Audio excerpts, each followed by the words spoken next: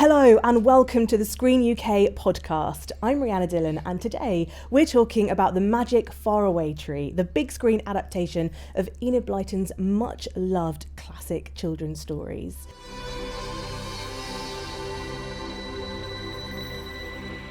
I'm joined by director Ben Gregor, producer Pippa Harris and writer and cast member Simon Farnaby to talk about bringing the Faraway Tree to life for a new generation. Welcome all of you. Thank you so much for joining us. Thank you. Thanks for having us. Yeah, thank you.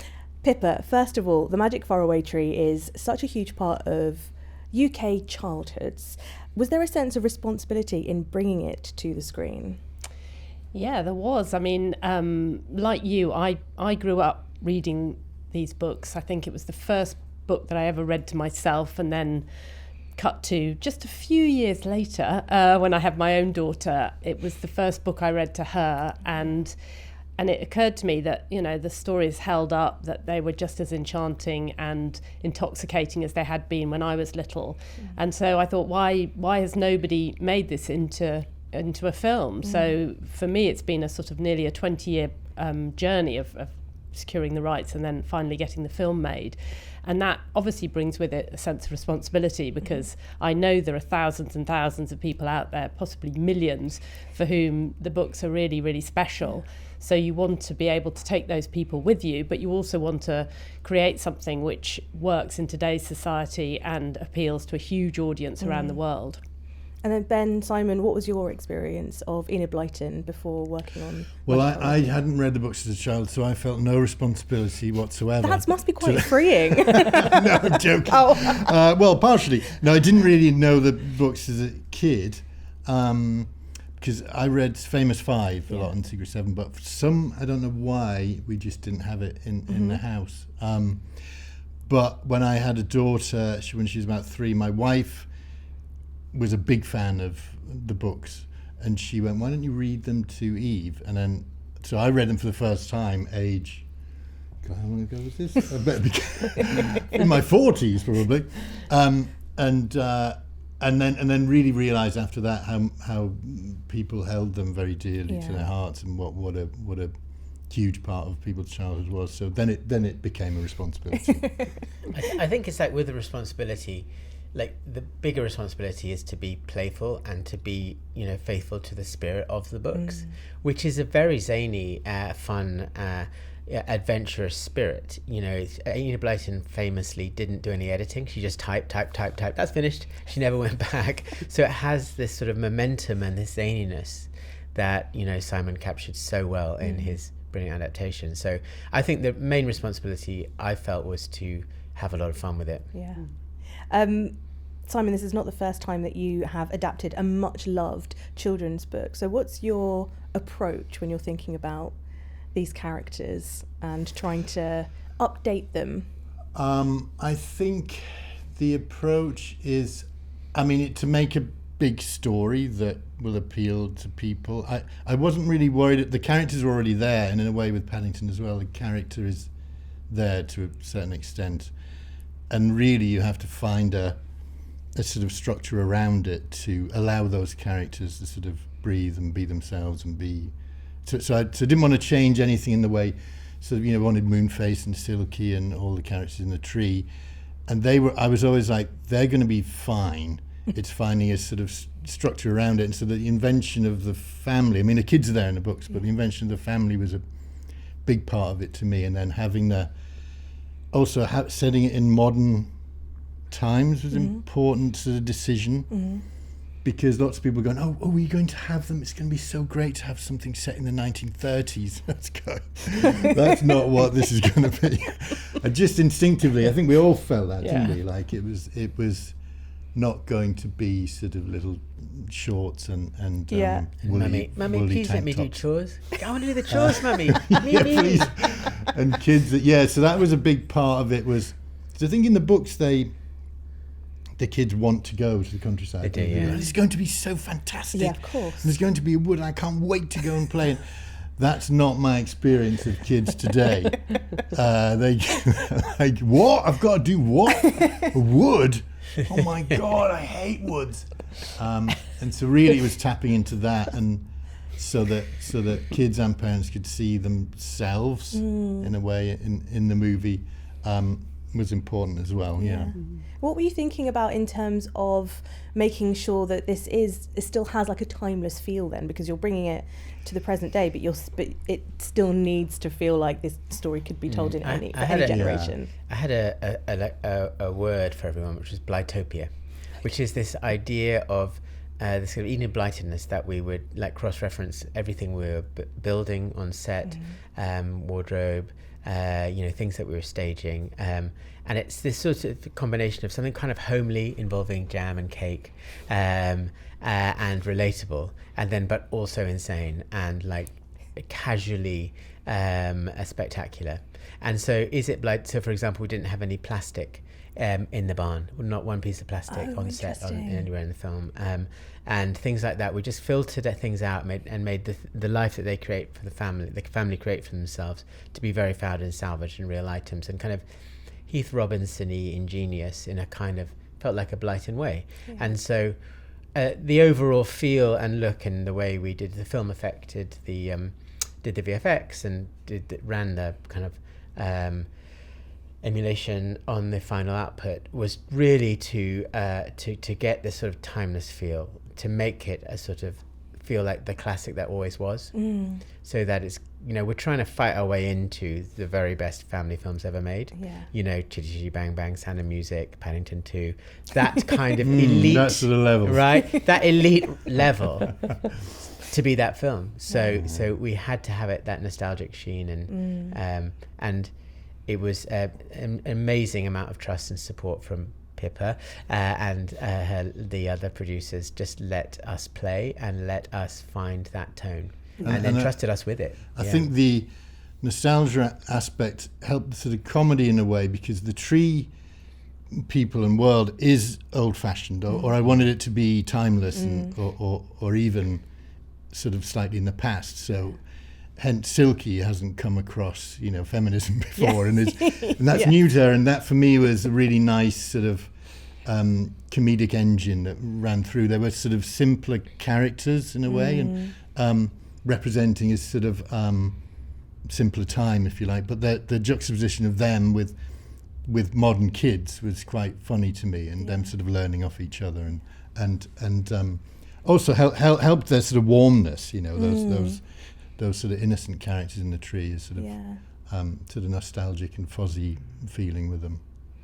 I was thinking, Pippa, about like the dynamic then between the three children. Why does there always have to be a non-believer or a cynic within them? Because we do see that. We see that in Narnia with Edmund. We see that in Bedknobs and Broomsticks with Charlie. So why does that dynamic work between the three children?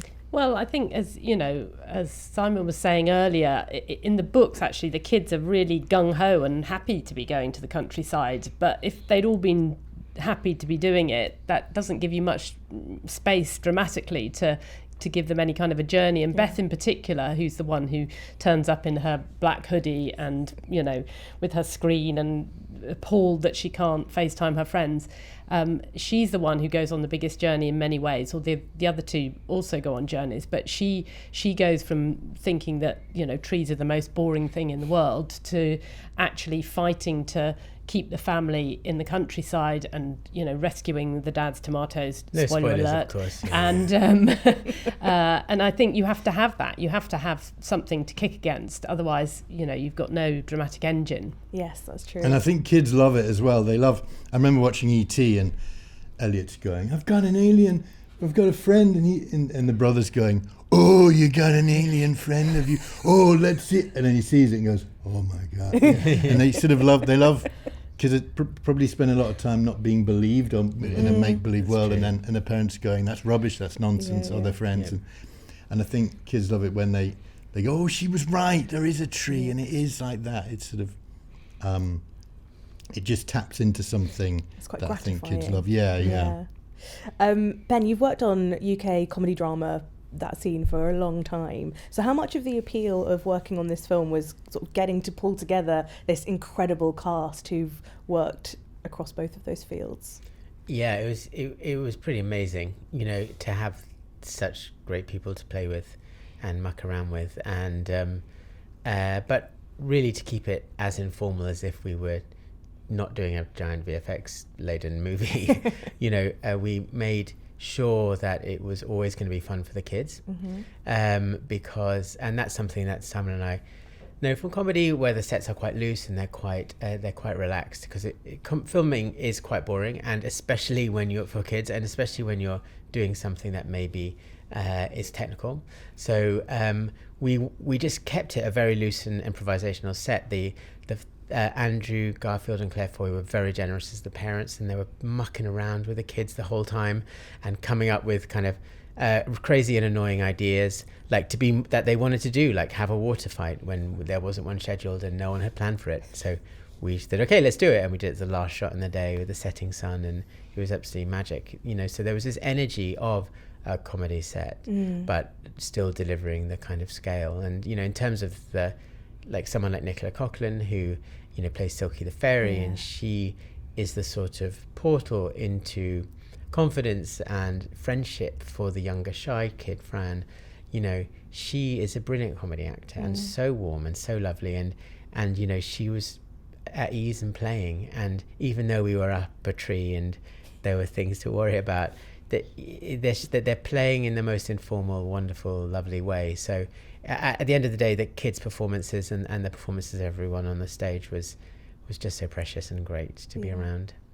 And it does feel like Andrew Garfield and Claire Foy really throw themselves into these roles so brilliantly. But why? How did that that was going to work so well? Where did that casting come from? Because it really is inspired. Well, they'd worked together before, so we did know that. I'd seen Breathe, where they played husband and wife, and was strapped to we board knew for that quite they a lot of So this is Andrew and Claire, where Andrew could walk. Very different movie. Yeah. Very different tonally, but we knew they were good friends, so that immediately gave you a starting point. Yeah. But you can never really tell until you get on set and see how people react. Andrew was so diligent, to the point where I kept getting messages from costume saying, Andrew feels that he now needs to have, additional beading on his glasses. And I was like, oh no, I don't think he needs that. Of course he ends up with beading on the glasses because, I just caved in. But he was, every detail of how he looked, he was invested in. Right. And as Ben says, one of the great things was watching how the kids were totally focused, because kids don't naturally focus very well on film sets, and Ben had all sorts of tricks for keeping them amused and engaged, and it meant that and on a bigger scale we tried to do as much in camera as possible. So although there were visual effects, the tree was a tree that they could actually climb up, and branches they could hold on to, and the people up the tree were real actors as opposed to CG creations or a tennis ball on the end of a stick that you're telling a child to look at and be scared of, or and all of those elements I think gave additional sort of truth to the performances, and although it's a very funny, light-hearted film, you need to believe in the characters, and you need to believe in the wonder of the world that they've discovered in order to really root for them, which I think you really do. Thanks to the director. Andrew was really into the detail of it. In fact, there's a little detail I think I've never really spoken about, which is tattoos. Yeah, the tattoos. So he wanted tattoos, and all these designs came back of generic tattoos, and we decided that we should have our own tattoos. So we used the same artwork that was on Silky's letter of invitation to Fran to go up the tree, as if he had had it as a child. Oh, stop. It kind of got into his head, so he had the same hedgehogs and stuff, and dandelion that was drawn by Silky. And so he'd be like, as if he's, forgotten about the tree and wanted to tattoo. I just feel like this drawing should be on me, And so he's like more related to the tree than he knows consciously. And also we had our own song, the fact is a song that the dad shut up, a kind of family song that no one wants to sing and then they get into, but we had our own song, and we just tried to make it all really bespoke and really precious and unique to the Magic Faraway Tree. Yeah, that song, which does get stuck in your head, by the way. It is Thank you so earworm. much for that. It is an earworm. It's available from all good retailers. Yeah, download services. That's right. Simon, of all of the characters to cameo as, tell us about Brian the farmer and why you felt, so attuned to him. Well, that we were doing a sort of rewrite. I might have to credit Paul King for that, because I was doing a rewrite and Paul had a quick read of it, and he went, "This is great. Why don't you have an example of a local and have a farmer?" And he showed me a clip of Clarkson's farm with the unintelligible farmer, and I went, "This is great." And he went, "Well, you've got to play that part." And I went, "That sounds brilliant, because then I don't actually have to learn any lines. And just come on and do that, and the plot, and no one, it doesn't matter." And actually, Ben, I had one of the best directorial sort of notes, which was make less sense when I was on set, because I was actually saying some of the lines, like there's duvets up top, and you've got all that quilts and that. Now I can hear the words. Yeah. Make less sense. So it really was a nice part to play, and I got my wife involved in it as well. And it was really just to go, this is a very different place to London. Yeah. And it's going to be very different here. Yeah. And of course we got the Wi-Fi joke, which quite proud of. Kills every time. And, that's a fun part to play. I usually like to play a little sort of cameos. There's various other roles in previous drafts. You're normally called Barry in things, though, I gather. So Brian was a bit of a departure. Well, I think Barry belongs to Studio Canal, so I hear. Because when I did Wonka, we had to change it to Basil. Amazing. And so, and then in Faraway Tree, it had to be Brian, because if we'd have done Barry, then Studio Canal might have complained. Doesn't Richard Curtis do Bernard? Aren't there lots of Bernards in Richard Curtis? It's all the bees. Yeah. This is a great tradition of stupid British characters. And what kind of writer are you? What do your scripts look like? What are you handing over? How prescriptive are you in your writing? Well, that's an interesting question. Well, you can't write scripts like Enid Blyton wrote books. I don't think anyone writes. For many reasons. Writes just in a straight line, like, this is my story. Because writing scripts is sort of rewriting, really. So it's really a collaboration, with these guys quite early on, Pippa and Danny Perkins, when we first taught, I had to come in and sort of do a pitch. And then you drum up a treatment, and then everyone's happy with that, and then write a first draft, and then get a load of notes, and really you're relying on your producers. And then when Ben comes on board, we did rewrites then as well. I mean, it really evolves hugely, probably more than people think. I don't know how many drafts we did. I mean, probably like 40. We did a lot of drafts, and we also kept getting these amazing actors, but amazing opportunities when the film would fall over financially, and suddenly we just got more time. I remember one time it fell over, and because it was not the easiest thing. It was a miracle. Over? Suddenly you think you've got all the money, and then one bit falls out, and then you don't have all the money. Then you have no money. Wow. There's nothing in between. That you just. I'm a film director. I am not. I am nothing, and I've just turned. It's so it's a hectic thing. So I remember one time it did a spectacular fall on its face, and I was so into the book. I was so into the project, and I so didn't want it. I was sort of, as a way of saying sort of temporary goodbye to it, I reread all the books of Faraway Trees, read the original, and I suddenly realised that how there were details that were even better that I was trying to change it in what I wanted to do too much, and actually so much richness is still is there, and just in how I was going to visualize it, and then to reorient it a bit, and then we did. It all suddenly happened, and then so you kind of. The writing process kind of thrust upon us here and there. Where I mean, there was a draft where, just back to Andrew, when Andrew came on board, and he had, like Ben says, he had so many ideas, and he really loved that character. And Andrew's sort of a bit of a hippie himself, and he talks about ley lines, and he likes, sort of spiritual. There's a big spiritual side to him.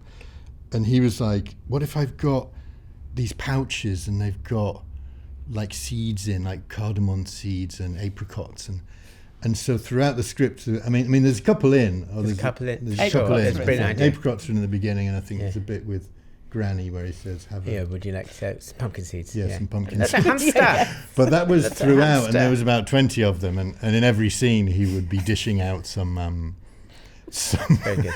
health sort of supplement or sort of plant food, and so partly out of because his enthusiasm for that, and you go, oh, this is great, let's put, and then obviously it gets a bit long, and you got to. Becomes all about the pumpkin seeds, and you've got to wind it back in. So it's really, it's sort of the script inflates and then deflates, and but you keep little bits of one that thing, draft. What's left? One thing that in the editing process with Gary Dolner, who's an amazing editor, we got it so tight, we got it so down because there's a sort of received wisdom about the maximum length of family movie can be, right, which is basically around the endurance of the human bladder at various ages that you just can't get through it, right? So so we got it so insanely tight that we suddenly had a bit of running time to spare, so we went back and watched the initial assembly, the 3.5 hour long. The first cut of this film was 3.5 hours long. Wow. It was, and it was pretty okay. It was good. You know, obviously I thought it was brilliant and should just be released. But release the director's cut. The snore cut. Yeah. But there were loads of moments in that weren't necessary, but were really funny and lovely, especially of the Tree Gang, of Saucepan Man, and loads of Saucepan Man. Suddenly we had room to put loads of stuff back in that was just kind of them mucking around, just really natural moments that Gary had picked out as like being great, but they're like, oh no, it's not on the plot, that's not driving the story along. And so because the story was going so well, we could pepper sort of loads of really random fun warmth into it, and suddenly the whole film kind of got that little bit more homely and enjoyable at that point. So, you know, the writing process and the editing process are kind of similar, is that you got to spend a lot of time doing it and just sit with it. Yeah. I mean, you do have such an incredible comedy cast. You could spend so much time with, like, Mark Heap. I was like, give me more Mark, give me more. But also I was waiting for like Mark Heap and Oliver Twist to have like a Green Wing reunion on set, and I was like, that's such a niche me reference, but I was just so happy that they were back in a film together, even if they shared no scenes. No, I mean, Green Ring is seminal. Yeah. It's so good, but So also good. like, how important was it to bring in those surreal moments of humour and sort of tie that in, which was perhaps maybe more for adults, I don't know, maybe I'm kind of getting that wrong, but also with the 50s, 30s humour. Well, the know-alls, that was a yes, the creation of know-alls. these guys. It's a lot of Well, Python-esque. the know-alls, I mean, obviously is in the books, and I think they're these three wise men, and there's maybe more of them. But that felt like a great opportunity. That's when I first read that, I was like, this is great, and it screamed sort of Monty Python, that sort of, because, and then it was quite obvious to go, they're called the know-alls, but they don't know anything at all. And to get Michael to do it, it's still stuff we know. So, I mean, and Lenny as well, and Simon Russell Beale. I mean, I can't remember the question, but Mark Heap, I'll go back to he got the read-through. His read-throughs are hard because he got all the money people and he got everyone going, how are we going to make this work? And Mark was a scream, wasn't he? Like, he was hilarious just in the read-through. Yeah, it was great. He loved it. I mean, he had to shout a lot, so he, you know, it was just keeping his voice for the 3 days that we were working together. But of course, day 2, thank you for looking in, you did it. It's all your fault, Ben. I can't talk. Yeah, but yeah, it was great having those legends. And they were playing too, and you know, like, even those guys, even Palin, it was very, very kind of well behaved when he came in, because it looks like quite a big set, and there's technical things happening, like the giant beard wall that they're in. Well, I was going to ask you, what did that look like? What were you seeing on set that day? It looked day? absolutely ridiculous. It was people in kind of like with medium beards, like to about here, and then sort of blue aprons, and it was, you know, because we couldn't make the giant wall of beard.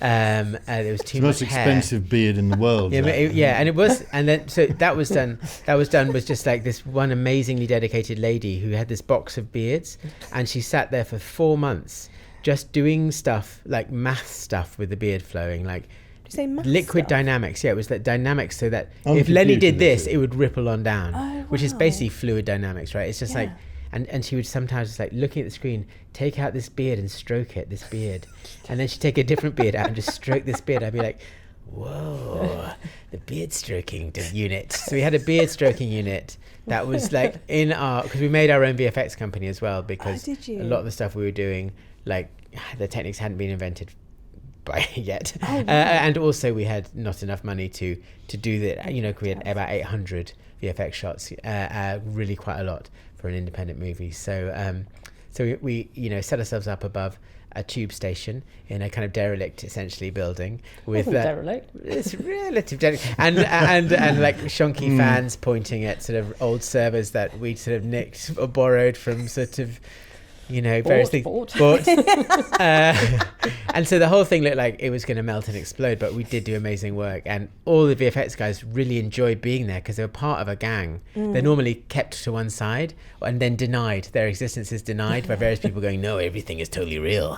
No, we had an alien spacecraft that did blow up the Earth. No blue screen. So we kind of embraced that VFX artists are brilliant and that they want to have fun just like everybody else. Yes. And so we had a little kind of, in our, okay, not that derelict, fairly derelict building, we had a really good gang making the beards. I can't remember what the question is either now. I mean, I can't, but that was a fabulous answer for whatever it was.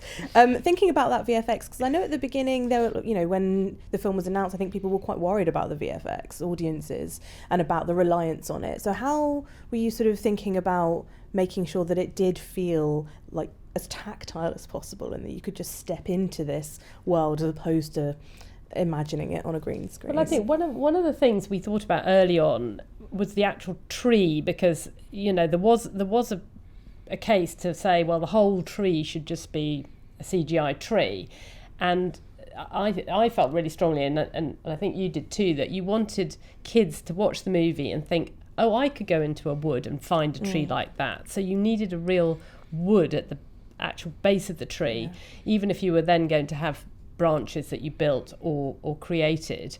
And that took some time to actually find a wood and a tree base that we were all happy with, because we all had, although we talked about it for months and years, we all had slightly different ideas of what the actual tree was going to look like. I did a lot of photographing trees and sending it to Pippa, and Pippa, no, absolutely not that one, no. No, but and like about the kids, we wanted it to be a climbing tree.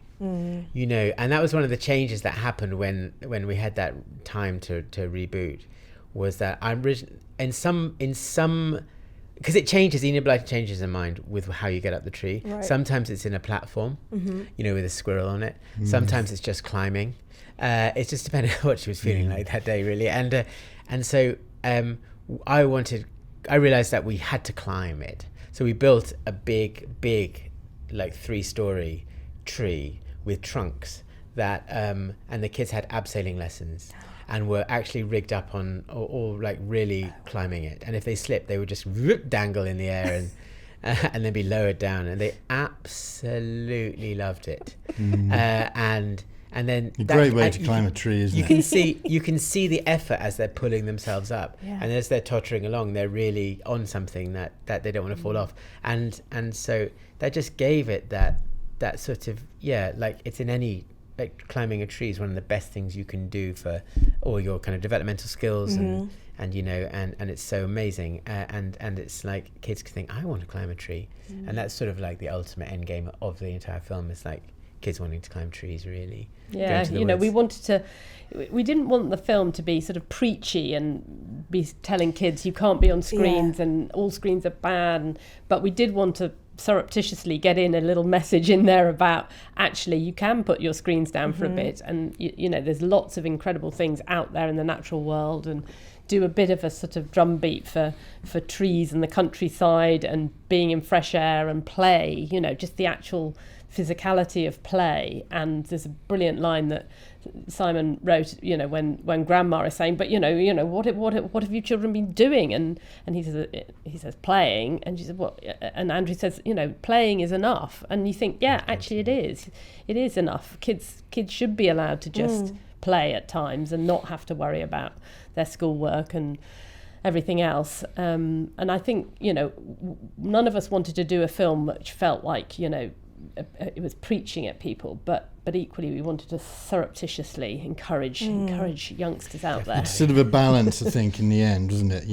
The kids come, best mates come, and your screen's in the scratchel, and there's a great moment they go, cool. Yeah.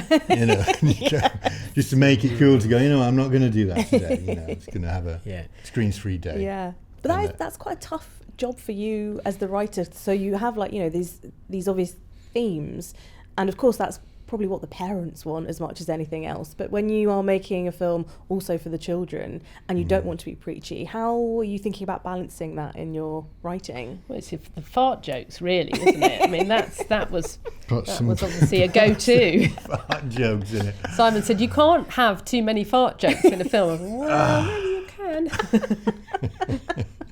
can. No, I think it's a sort of, like you say, it's balance really, and it's just going. There's a bit where Tim goes, we've got Wi-Fi. The plan was not to never have Wi-Fi. Yeah. It was like, but just to give you a taste and go, this is life without it, and it's hard because they are addictive and they're made to be addictive. My daughter and her friends, and they're sort of 12, and they play games together on iPads, which is great sometimes because they interact and they're going, I'm in this room, and they're all on some, they're in a virtual room. Yes. And it sounds quite good fun, but then I went, I'm going to take all your iPads away from you. And they're screaming. And then within 20 minutes, they're playing with old Barbies, and they're in the Malibu house and having fun with that again, and having more of a laugh than they were in their virtual rooms together. So it's a way of it's going, look, there is this, it's not going to go away, but there's other ways of having fun, and there's other ways, and especially trying to connect them towards nature, is it's important. My daughter still doesn't like walks. Why am I walking? What is a walk? You walk to get to the shops. I have this all the time. So it's tough, but to go, and then she goes, and then we'll find a mushroom and go, look at this mushroom, oh my God, it's sort of, it's a bit of give and take. You can have a bit of iPad, but also have a look at a mushroom. Yeah. Please have a look at it. It's not just a complete ban, it's just, there's this I think it's also thing. just the natural rhythms of life, which are so interrupted by screens. There's a really nice shot in the film of just the kids sleeping, just really tired out by their day, kind of sleeping by the fire, and let the wellies drying by the fire, and it's just, as opposed to like being lit up with a little blue screen under your duvet. So it's just the kind of rhythm of countryside life, and is so beautiful and simple that we kind of wanted to evoke that. Where did you go for those beautiful rural filming locations then? Where were the... Well, we were mainly actually in Surrey. Surrey, and we found the most incredible. The barn, the actual place where they live, does just look like that. It was the most extraordinary sort of barn that if any of us owned, you'd think, I'm going to do this up and turn it into a beautiful house. But the guy who owned it had not done it up, and it was in this extraordinary sort of dell. It was really magical. So all of that was just... As we found it, we did then build the interior of it so that we could control it a bit more, but the exteriors were down there. And we went to Windsor Great Park, which is amazing, a special place, and we had a secret corner of that no one had been to, so we loved it there. Oh, that's so cute. So that's where the real tree is. Oh, so you shouldn't say that. Tourist spot. You can go up it. And you went to Malta as well? Yes, that true? Yes, we did. We did Dame Snap and the Land of Spells in Malta. We did. In fact, the Land of Spells, I think, it was a little bit of what was left over from Gladiator. They filmed there is a spot. Gladiator I love that. there, so I think I love that Venn diagram. we made use of some sort of old Roman ruins and stuff that had been left behind. Yeah, she'd done a whole Roman bit. But yeah, Malta was amazing, and it was really nice to have Rebecca Ferguson, have her own kind of fortress. That was actually there, so she loved having her own fortress. When you say that was actually there, as in it was... Yeah, it's a fort. Really, that you didn't There's need to a do fort. much to it. We I mean, it doesn't float in the sky kind of thing. So yeah, I know. I'm ruining Don't everyone. ruin it. I know. So sorry. I know, it's so bad, but but yeah, it had its own bridge and doors she could slam and stone that clacked with her like clacky shoes, and she's so good. She loved it. She's so good, and she threw herself. Another great actor. Yeah. Throwing herself into it. You know, like a lot of the people, maybe they're not that known for like doing comedy and being silly, but they're all pent up, want to do comedy. Yeah. You know, you look at Rebecca and you look at Claire in interviews, they're hysterical, and yet they play some quite like serious people tend to. So I thought, well, let's let them loose. And she really had fun, and she was just delightful to be around. Yeah. We were like talking, you know, I mentioned the Chronicles of Narnia, and obviously we've got the world of Roald Dahl and Harry Potter. Why do you think that children's stories from the UK do have such a strong tradition of mixing those quite ordinary people, lives, families with the fantastical? Why is that so ingrained in our literary history, do you think? Good question. I don't know. It probably comes from a certain Britishness, being that sort of stuffiness that we talked about, you know, repression. Very repressed people. But then with some sort of eccentrics, a kind of celebration of eccentricness. You know, the sort of mad people who go off to on boats and come back with, I found a potato. It's the new pudding, which was originally pudding. You know, there's sort of like the celebration of eccentricity with quite a lot of rain and suburbia. You know, they both coexist. You that know. whole Beatrix Potter, you know, talking animals. I mean, what was she thinking? And yet, you know, that those movies as well, the Peter Rabbit series, have been phenomenally successful. I mean, as a sort of slight gripe in terms of being a producer and how long it took to get this off the ground, it seems to me it's one of the areas that the UK film industry excels at. You know, we've created all these stories which now travel around the globe, and people don't really think of as being British IP, but they all are. And you know, they do phenomenal business right across the globe.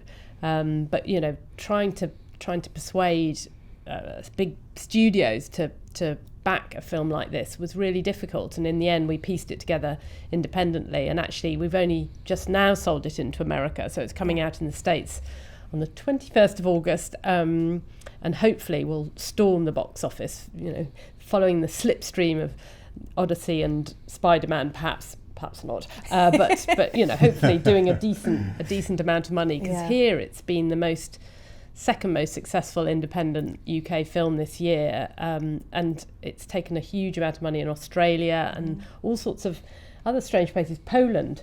We're massive in Poland. I thought it was a misprint when I saw it. Who knew how many millions we could take in Poland? So yeah, we're really hopeful that the Americans will take it to their heart. I've just been over there promoting the film, and you know, it's really different doing it and promoting the film in a place where no one has heard of Magic Faraway Tree. You know, there's no associations, but they love the kind of fantasy element of it. British Blytopia and all that stuff, you know, they go Narnia. So they love it. And there's something, I was really pleased with the poster that Entertainment created, our distributor in the UK. It's a beautiful poster that really made it feel like a big fantasy movie. And that is standing us in good stead, because it is, as you say, just such a universal type of film that people miss this kind of thing. It hasn't happened, you know. It's been about kids, live action family films, you know, apart from the brilliant Paddington 2, have been like very much sort of looking at the sort of like, oh, let's look at that character and their dark past, you know. It's all very, very dark, and or people have died, a lot of people dying, so it's Harry Potter as well, isn't it? Harry Potter's so dark. Harry Potter's so dark, yeah. But that's similar to what you're saying. It's like train stations, you know, let's make a different sort of train station that isn't a boring one. And it's what if there's a 9.5 and you can go to a private school. Oh, 3/4 is it? You can tell I'm a big fan. I'm the host of the official Harry Potter podcast, so I have to correct you. Wow, okay. That's another one, isn't it? Yeah, it's sort of an escape, isn't it? It's sort of a little portal to another world, What has the response been like from audiences who've seen it in the UK, who did have that history with Enid Blyton? Well, phenomenal. I mean, both from the people who grew up with it, who are sort of my age, but and one of the odd things is, well, not odd, but one of the really nice things is that we knew families would go, and we knew that people would want to take their kids, people who'd read the books or loved the cast, a lot of people going along who were Andrew Garfield or Claire Foy fans. But also, anecdotally, our distributor here, Entertainment, told us that there were lots of sort of gangs of women in their 30s who, you know, were going for a girls' night out and having prees and then going and watching the MAGIC Faraway Tree. It's amazing. Great. But even this fun. week here in August, you know, many months after the release, it's on every day at the Phoenix Cinema. You know, beautiful Art Deco cinema in East Finchley. Every day. It's at the BFI today. Wow. You know, it just, people are just want to go. You know, they want to go and see it on the big screen, and they want to go because it crosses generations. You get the grandparents, the parents, and the kids all going to do something they all want to do. Yeah. So that's pretty special. I think one of the most satisfying things for me has been like parents, sort of mums and dads going, oh, I was really shocked because I was bawling my eyes out at the end, and I always go, why? And they go, I don't know. And then when you interrogate, it's they always say, because it reminds me of my childhood in a really sort of emotional way. And I think, and dads as well, you know, be some rugby dad, you know, at school, oh, I was bawling my eyes out. and you know, because it just reminded me when I was like 5, and what, you know, and that sort of lost, it's gone, you know, and so that's really nice, you know, it's sort of to make people cry. Yeah, to make people cry. Yeah. But you do such a beautiful job with that in the kind of Claire's character, Polly talking about her and Tim's dreams of when they were younger in this book. How important was it to include the fact that parents have dreams and aspirations too? Because I thought that was so touching and a really good thing for children to remember as well. Yeah, Life before them. It's always quite sort of moving when you realise that parents are the same as you. Yeah. Sort of, It's a shock. There's a film called Invisible Friend, which I don't know if it was that successful, but I watched it on a plane and I was bawling my eyes out at that, because there's a granny in it, and then the kid, who's the main character, realises that her granny had a invisible friend. And he sort of, I was going, oh, my granny was a child too. There's something really strangely emotional about it, and I think that sort of Tim and Polly's sort of journey was sort of forgetting all the adult stuff and going back to that sort of spirit of being a kid and your dreams and stuff, and even though the childhood's over, it's not necessarily doesn't mean that your inner child is finished with. I think that's a lovely note to end on. Thank you all so much. That is it for this episode of the ScreenUK podcast. A huge thank you to Ben, Pippa and Simon for joining me and taking us inside the making of the MAGIC Faraway Tree, which comes out in the US on the 21st of August 2026. For more from ScreenUK, head to screenuk.org and find us on social at Welcome Screen UK. Thank you very much for listening and watching.